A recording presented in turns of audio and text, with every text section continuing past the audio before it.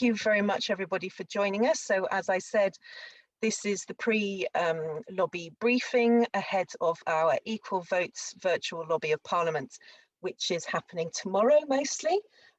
We have so far a total of 25 MPs that have confirmed meetings that are happening as part of the lobby, which is great.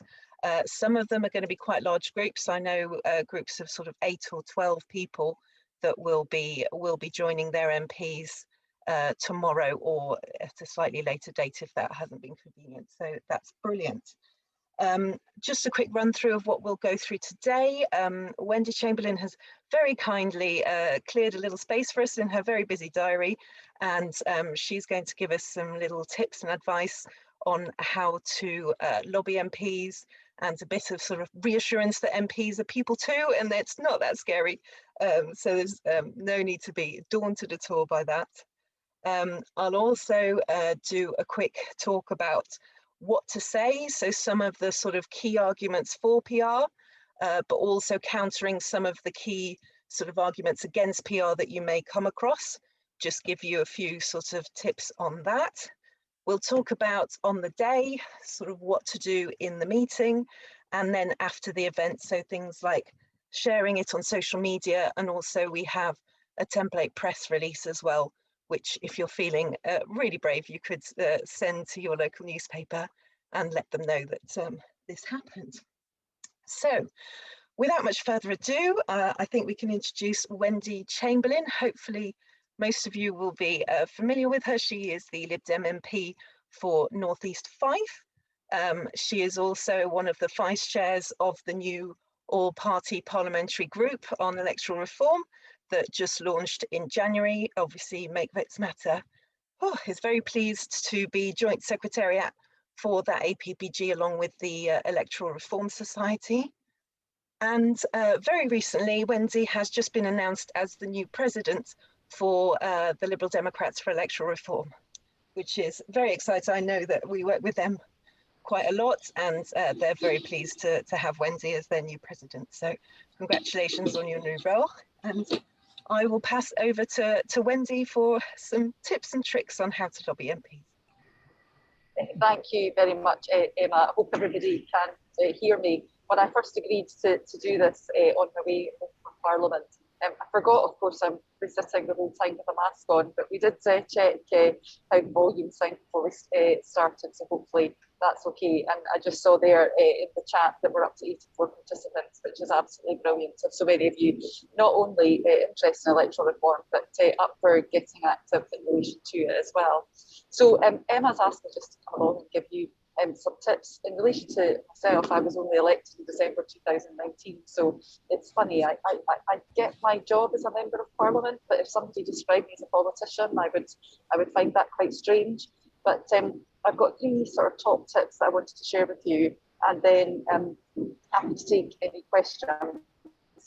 But the first one is to do a bit of information. And indeed, you're here this evening, and worth the MP, you know who they are, what their background is, potentially what is their view on electoral reform, have they signed anything that might suggest, or are they, you know, is there any debates that they've spoken on? One of the very obvious ones is in the last year, we've had the constituencies bill through Parliament, and clearly that was in relation to our 650 constituencies under first past the post. So you'll get a good flavour if your MP has spoken in that debate in terms of where you sat. Second bit in terms of not over preparing is because not only are MPs human, but you know you are their constituents. So actually, it's in their very good interest for them to look and agree with you. And I am picking up the messages that audio is not great, but I'm sorry, I'm on the train and I have to wear my mask for social distancing purposes, so I'm not able to take it off. Apologies. But the second point is that, you know, MPs are human, but you're their constituent, and actually it's in their interest to speak to you and engage with you, because actually MPs, constituents are who they serve. But we're not, you know, in the main, we're not scary. We want to speak to our constituents, even if the end point is we're going to respectfully disagree. It should be a positive conversation.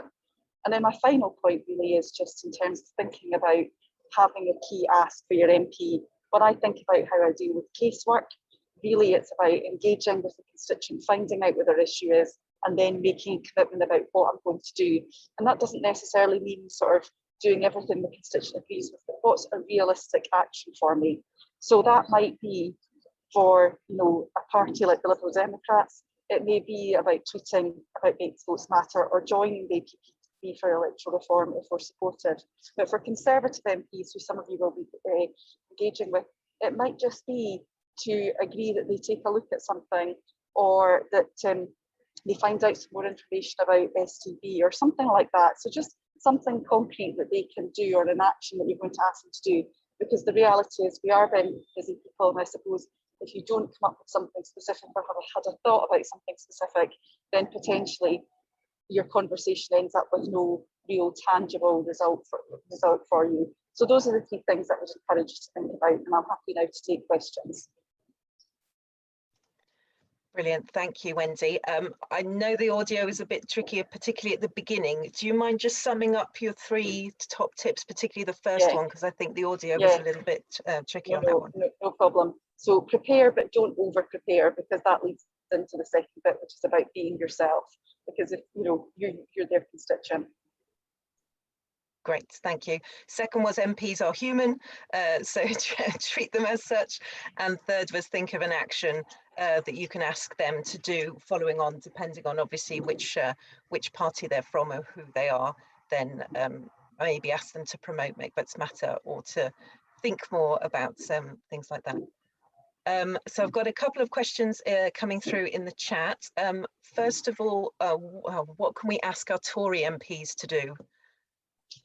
Well, I think one of the first things, you know, for me is, this is not, you know, proportional representation arguably is not, you know, the preserve of progressive parties on the left.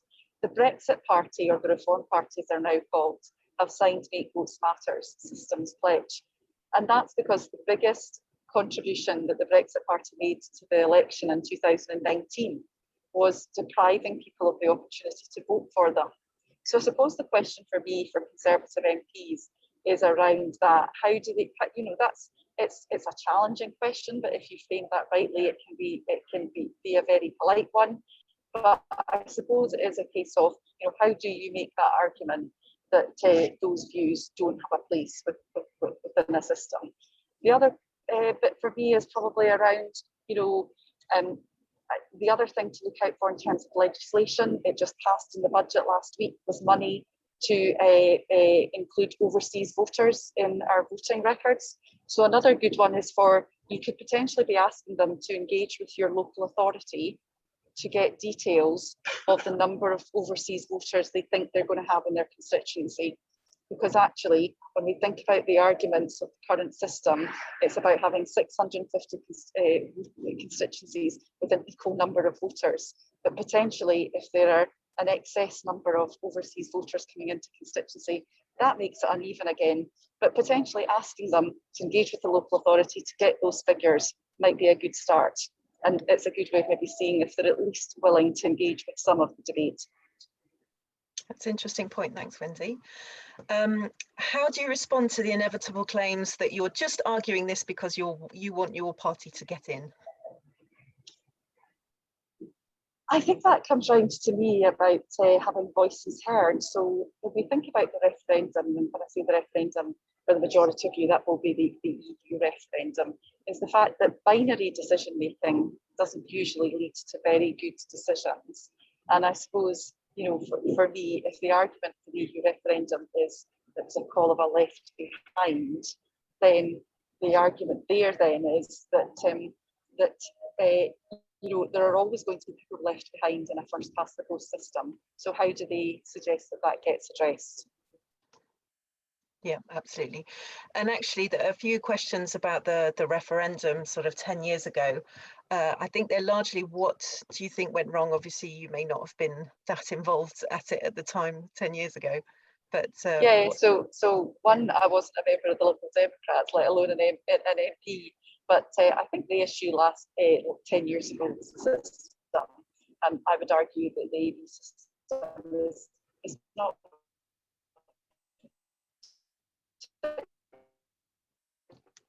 really great PR system. So it was very easy to make arguments against it.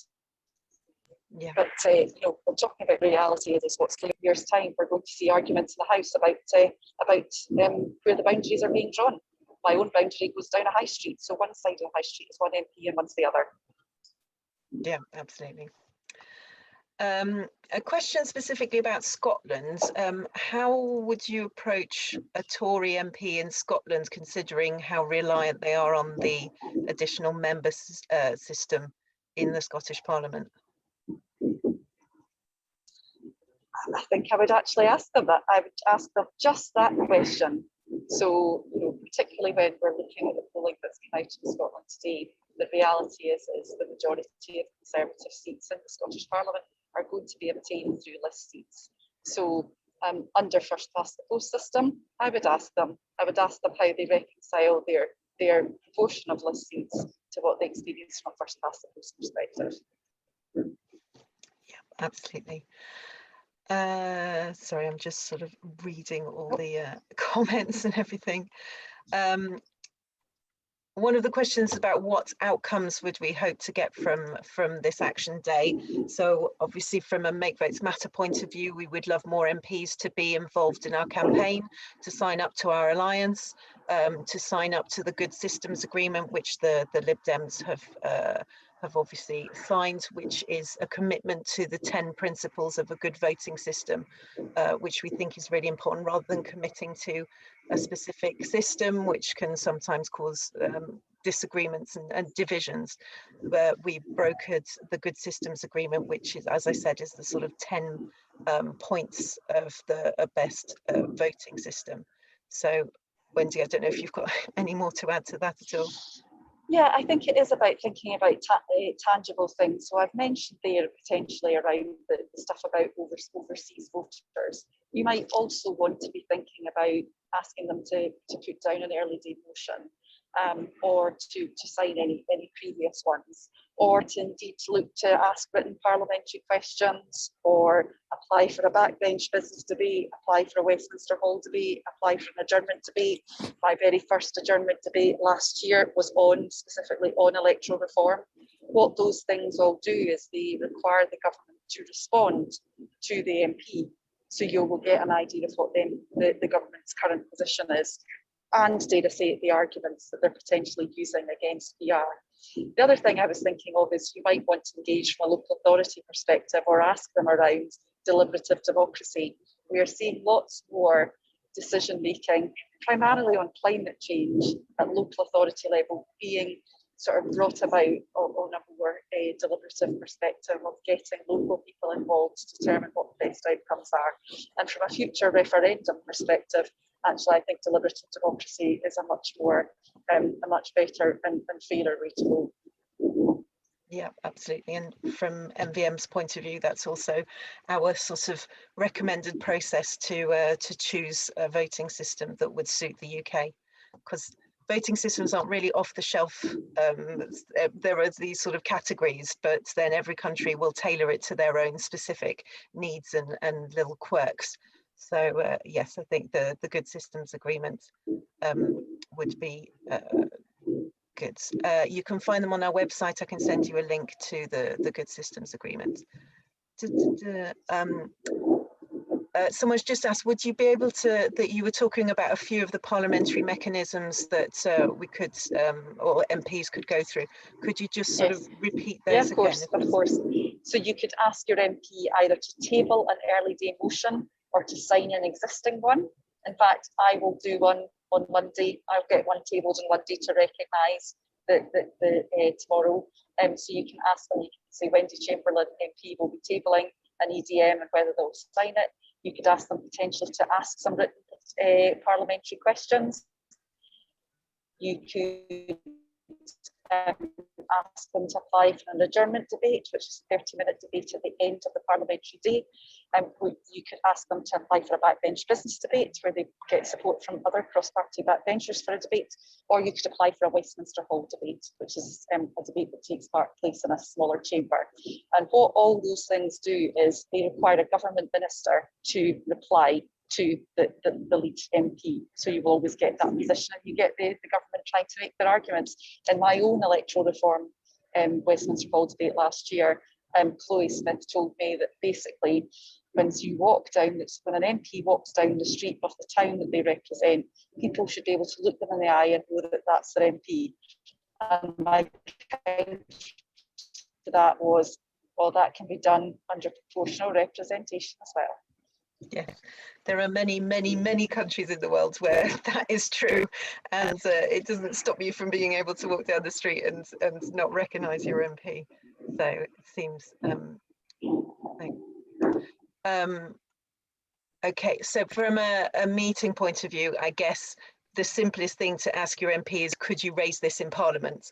And then they would probably choose the mechanism that they're most comfortable with using. I think from a layman, we're probably not going to be able to say the difference between an early day motion or this or that. Yes.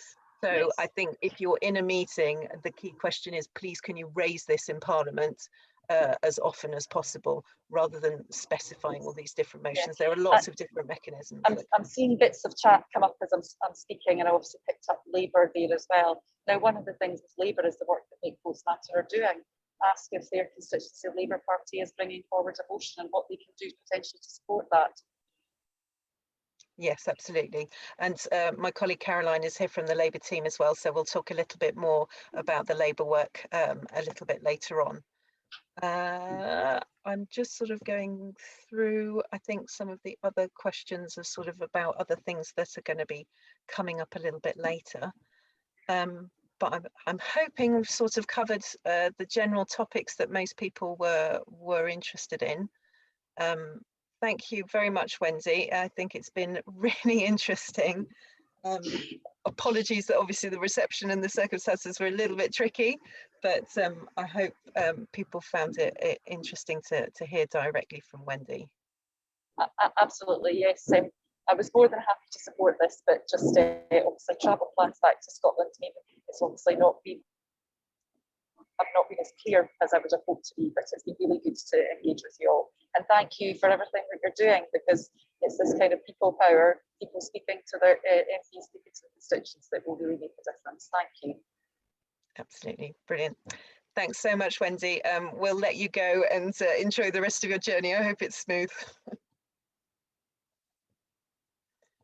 Thanks, Wendy. Thank you. Bye, everybody. Thank you. Bye-bye. Okay, I hope everyone found that interesting. Wendy Chamberlain is a brilliant ally for us, and she does an awful lot to support the work we do. So it was really good of her to take time out of her very busy schedule, and apologies for the reception. That was a little bit tricky for people to hear. So you have a meeting arranged with your MP, hopefully, and what do you say to them? So obviously, I sent out some documents with a briefing document with some tips and things to do. But I think ultimately, a few key things to remember is, one is keep it to the point. It's likely that your meeting will be quite short. I think from the ones I've seen, they are windows between 15 to 30 minutes at the maximum. So you're not going to have a huge amount of time to sort of cover every single point that you could possibly come up with.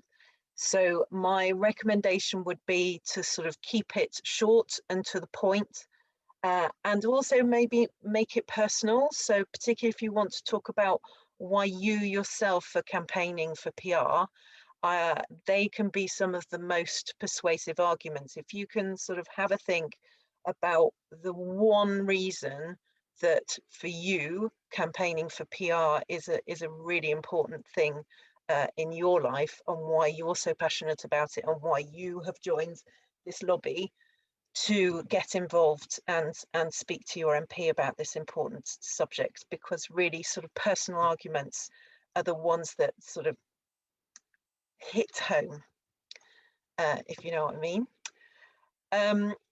So like I said, try the personal angle. In the on the web page as well, I've included a link to a blog which is called The Conservative Case for PR.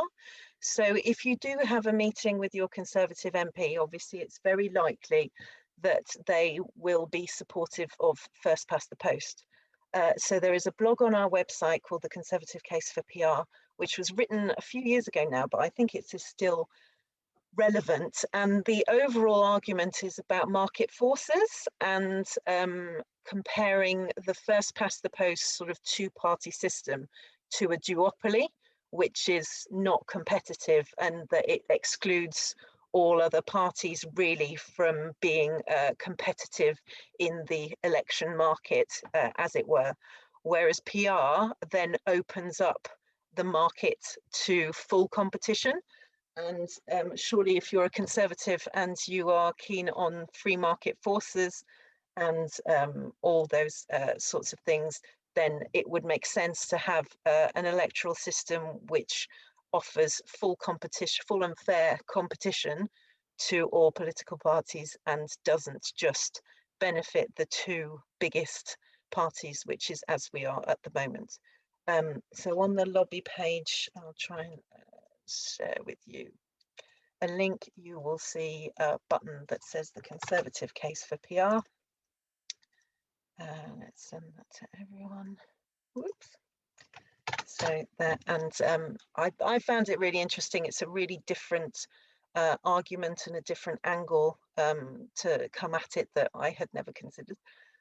So if you are meeting a Conservative MP, maybe that could be an angle to come at it at a slightly different direction. Caroline, would you like to speak a little bit about speaking to Labour MPs and some of the work that we've been doing? Yeah, thanks, Emma. So with Labour for a New Democracy, we've been, Make Votes Matter have been working as part of that. And we've got up to 189 CLPs now that have carried motions calling for PR. So there's some really good work on moving Labour, and there will be motions going to conference this summer, and there is a lot of shift. And for that reason, it's really important that we tread carefully when talking to Labour MPs. I mean, I know everybody would be respectful anyway, but things like if we were to get a Labour MP that really isn't pro PR at all, and you know that you've used all the reasoned arguments, and you've, you know, some of the which we will cover a bit later on, but you've given all the counter arguments, you've said your piece, you've given your own perspective and why it matters to you. You may have pointed out that they might have already passed a motion in their CLP and they're at odds with their CLP, and that's absolutely fine to point that out as well. But if they're really at that stage not willing to come on board with proportional representation, we must leave it open so that there is a ladder for them to climb down, for several reasons. Firstly, because when we get motions to conference this summer and we get a whole load of like CLPs and are calling for PR, and they, you know, a lot of the PLP will at that point probably have to switch their allegiance with it. And the other thing with Labour is that a third of the Parliamentary Labour Party are in favour of PR. There's about 45 who are opposed, and the rest are completely undecided. And that's, or they're not stating a clear opinion.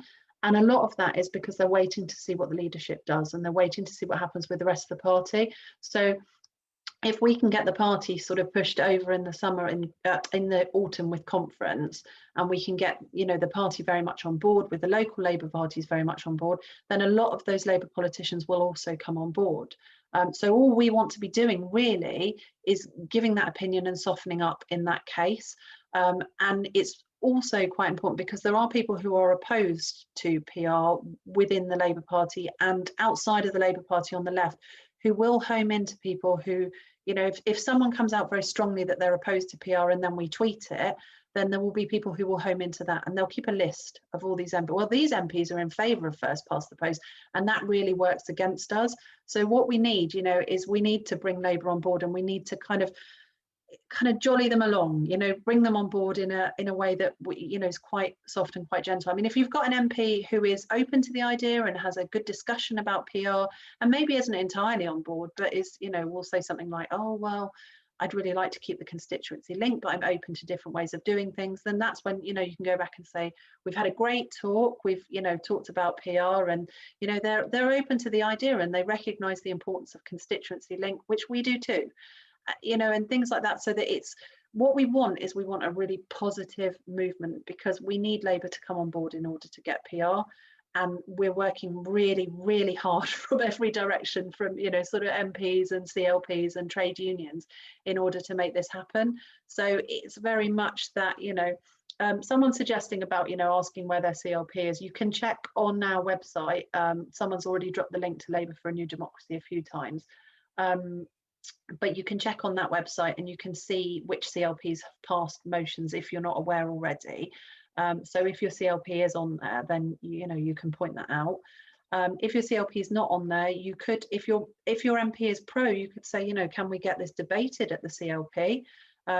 So I think I'm just looking for questions on there. I think I've just about covered probably most of it, but if anybody had any questions on that. I think there was one question a bit earlier about Labour MPs sitting in safe seats, whether there's any sort of argument that you think might be helpful in those situations. Yeah, absolutely. If a Labour MP is sat in a safe seat, then what you need to be pointing out is that they're accumulating vote mountains.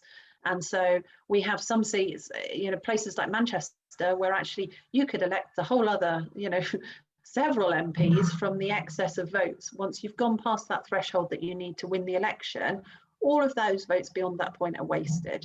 And you know, I think it's important to make that point that, you know, we all want, you know, we all want our MPs, well, maybe we don't all want, I think we're not necessarily in a Labour environment, but I think we're in an environment where we would like to see a progressive government.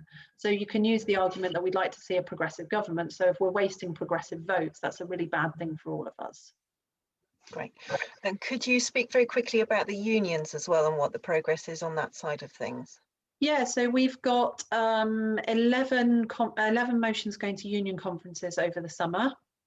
So we've got going to Unite, Unison, GMB and ASLEF. And we've also got motions that have been tabled and passed at several branches. And all unions do things slightly differently, but they're basically going up through their regional activist groups or their area activist groups. So yeah, we've got a lot of motions that are sort of coming up through. So it's an opening discussion. Brilliant, thank you.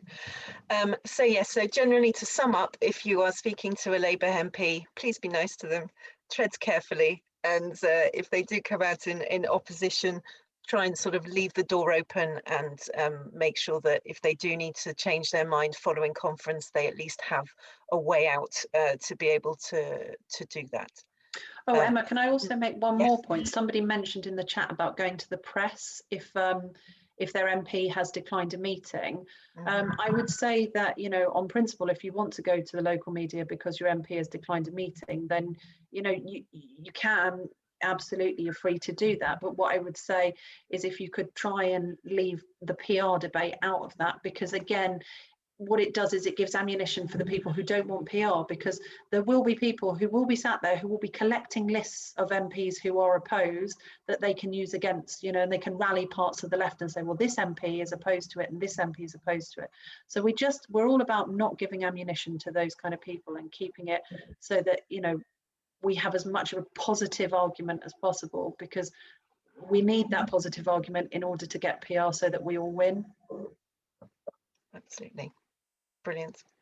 Thanks so much, Caroline. I know people have been putting stuff in the chat and questions, so hopefully that's covered people's questions on the Labour work. And Caroline and the team have been doing incredible stuff in the last few months. You may have noticed the number of CLP motions that have been going through have shot up since the beginning of the year. So it's all credit to the Labour side of the campaign for all the work that they do is incredible. So I just wanted to go through some of the big sort of counter arguments, the sort of 3 or 4 things that often get thrown at us as arguments against PR, and maybe give some little tips on what to say. We have a myth busting page on our website, which again, if you go on the lobby page, there's a button that links directly to it, which has many of these answers there if you want to sort of read them through slowly and digest them yourself. So number 1 is we've had a referendum, you lost, get over it. We've had this before many times. The answer that we usually give is that AV, or the alternative vote, which was the option that was on the ballot paper for that referendum, is not a proportional system.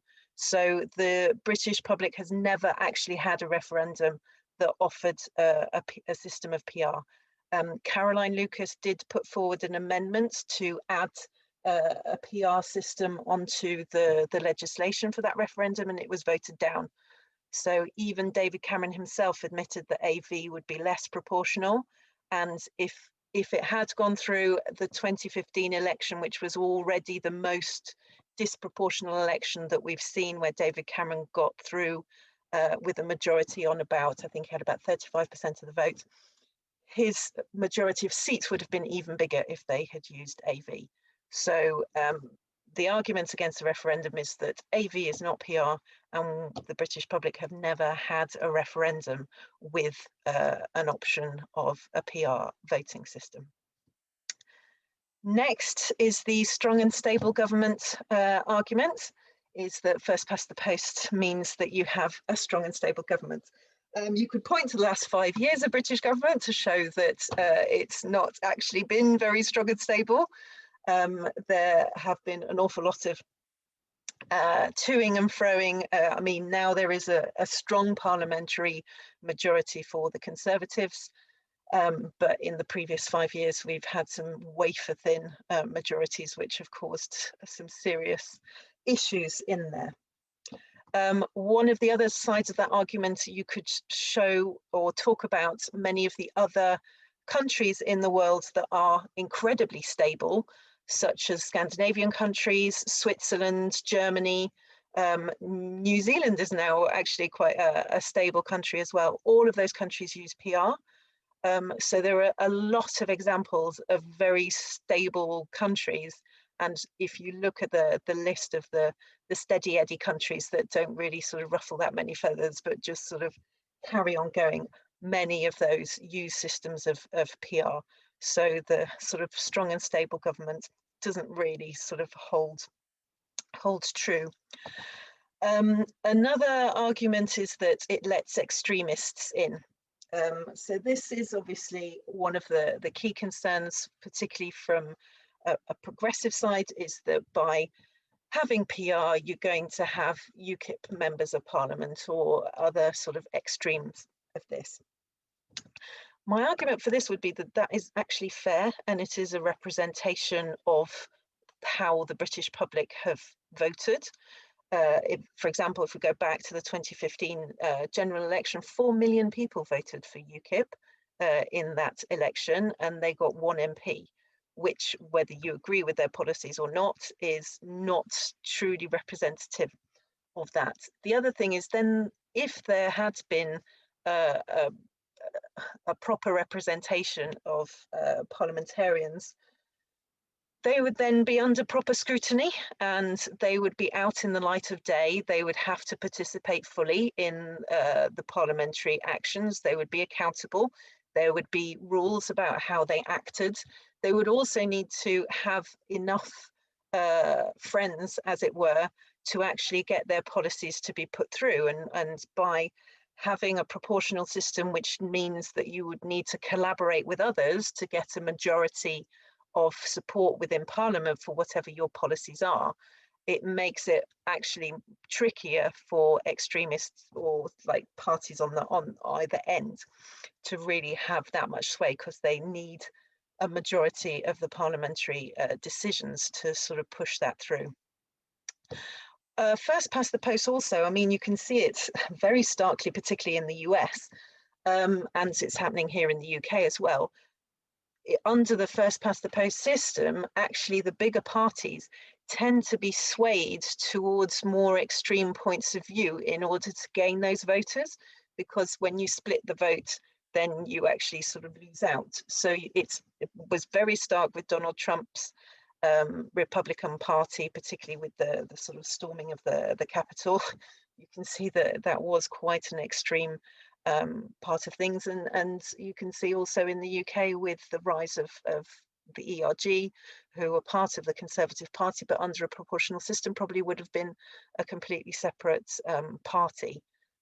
So just by having these sort of two-party systems doesn't necessarily mean that you're going to keep the extremists out. It takes too long to negotiate coalitions. There's too long in between a vote and government. This can happen. I mean, there are plenty of examples of other countries where this is true. But if you look at our coalition government in 2010, it took 5 days for that to be negotiated, which on the grand scheme of things is not exactly a very long time. We do have knowledge of negotiating coalitions. It's really not that long ago. And like I say, that negotiation took 5 days. So it can be done, and it's not really an argument to say that it shouldn't be done in that way. Finally, the constituency link argument. Funnily enough, this is something that MPs worry about much more than people in the general voters. So as Wendy sort of mentioned a little bit earlier, Chloe Smith's argument was that you should be able to walk down the street and look your MP in the eye and know that it's them. There are systems of PR that allow that. Ireland is an excellent example. They have really strong constituency links through their system. And like I said, it tends to be MPs that use this constituency link argument against using PR, when actually there are plenty of there are systems of PR that do have a constituency link. And if you look at our Good Systems Agreement, that is one of the 10 principles that we would recommend maintaining as part of a system of PR for the UK. So I was just trying to see if there were any questions in the chat. So it's very hard to talk and read at the same time. So it's very difficult for me to see if there's anything that I'm not covering or if anything isn't clear, but hopefully that sort of covers the big arguments, the big sort of negatives that people tend to throw at you. Like I say, there's our myth busting page, which is linked through on the lobby, so you can read all of those in a bit more detail and sort of absorb them a little bit more.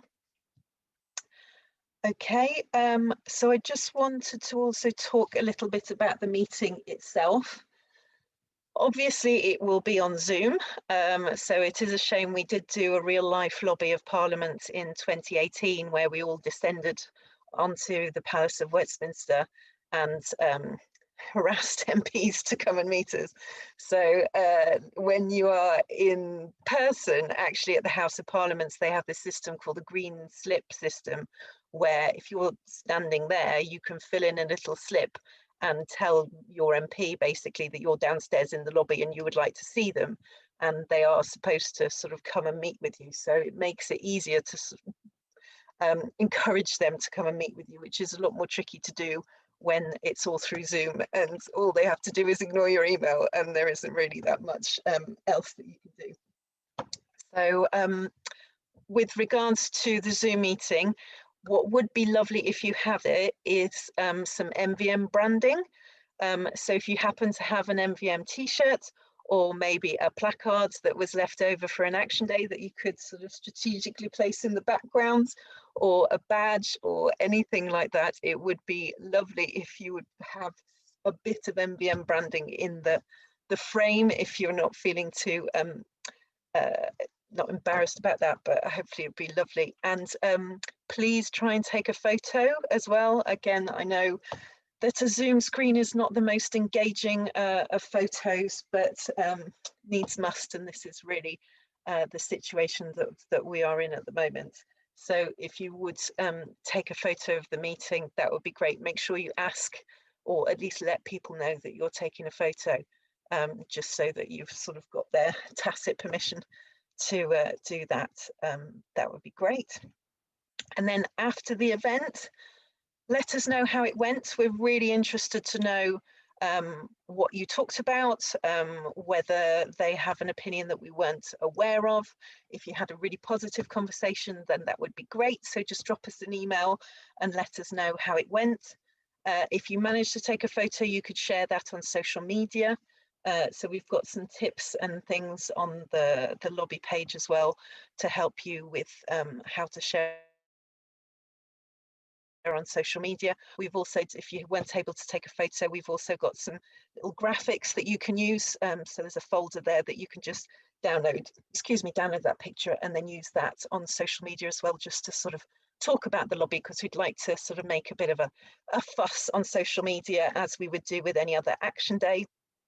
And then we also have a template press release. So if you've had a really good meeting, or there's been a decent group of you that have been at an MP meeting, then it would be great if you could send a press release to your local paper or your local media outlet. That could be TV or radio if you were feeling ambitious. So again, on the lobby page, we've got a template that you can just fill in. There's just a few sections where you add in your MP's name or your constituency, and maybe a little quote from the meeting as well, of something that they said that was interesting, and just send it off to your local paper. And I think that's basically it. I'm going to try and see if there's any questions that I have. Is any of the MVM team spotted any questions that I've not covered? Can I hop in really quickly and just say there's been a couple of questions that have come up about shadow cabinet members. Yes. And I would just echo what Emma said about, sort of feeding back to us what their viewpoints are. Even, if they're pro, absolutely fantastic. If they're somewhere in the middle, that's still okay.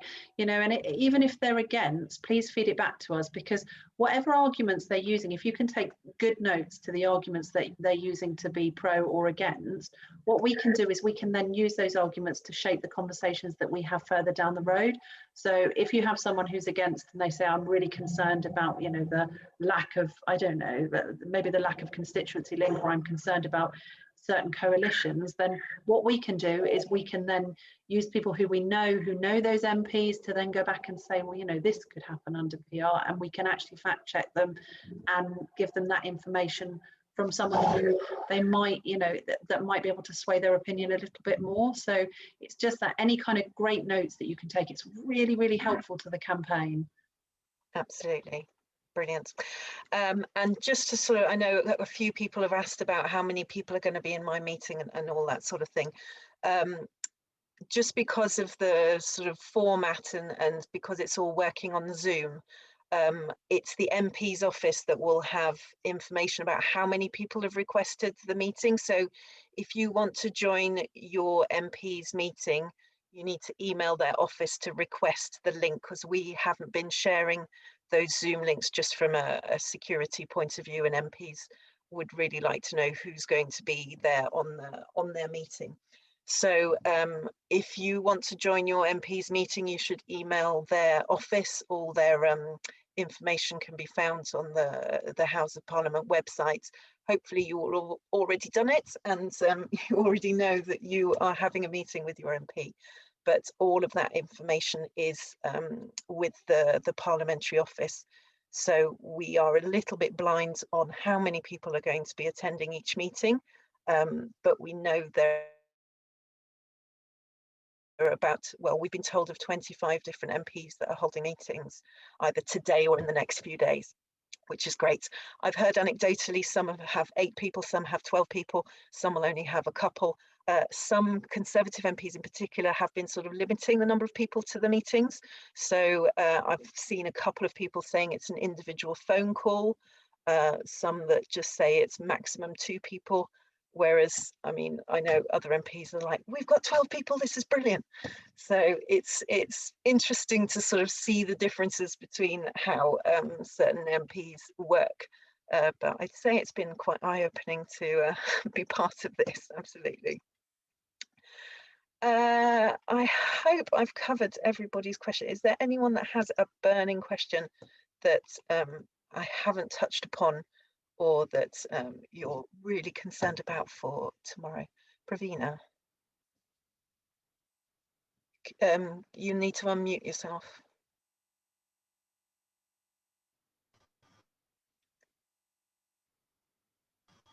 There we go. Yep. Yeah. I was wondering, will there be other opportunities to, lobby MPs and councillors even, because I have had the conversation with councillors in the past. Yes, absolutely. So, I mean, I would encourage you to lobby your MP as much as you're comfortable doing. I really don't think it's anything that should just be kept for a special occasion. So yes, absolutely lobby your MP as much as you feel comfortable doing, especially as you're going to meet them, or if you are going to meet them tomorrow, that can be the beginning of a relationship, and they will recognize your name, and you could start a conversation about that and maybe build a bit of a rapport over those sort of topics, which is great. Talking about local councils, obviously many parts of the country have local elections coming up in the beginning of May. So it's also a great opportunity to have conversations about the voting system as part of an election. It's a great sort of trigger or catalyst to sort of talk about PR. Someone raised earlier on, and it's a really good point, is that now that in Wales, they are allowed to use PR for their local elections. So that just went through, I think it was the very end of last year or the beginning of this year. So essentially England is now the odd one out, because in Wales and Scotland and Northern Ireland, all of their key electoral systems all use a form of PR, whereas England is the last one that still uses first past the post for local elections and general elections to Westminster. So personally, I think that's quite a strong argument, is that we are really lagging behind, and we just need to get our act together and get with the 21st century, to be honest. Does anyone have a meeting with an MP who's not in a marginal constituency? Yes, off the top of my head, I know that Thangham Debonair has a meeting. My own MP here in Bristol, she has a huge majority as well. So yes, there are definitely MPs that are not in marginal seats. So yes, Bristol West is absolutely not a marginal at all. Thangham Debonair has nearly a 30,000 vote majority. So yes. Yes, okay, hopefully I think we've covered everything. As I said, if you check on the lobby page, there's a huge amount of information on there. There's lots of buttons with resources about press releases, and I do encourage you, if you have a Conservative MP, to read the blog, The Conservative Case for PR. I found that really interesting personally. So definitely go. Oh, sorry, I see Alan Mossman has just raised his hand. Do you want to unmute yourself, Alan?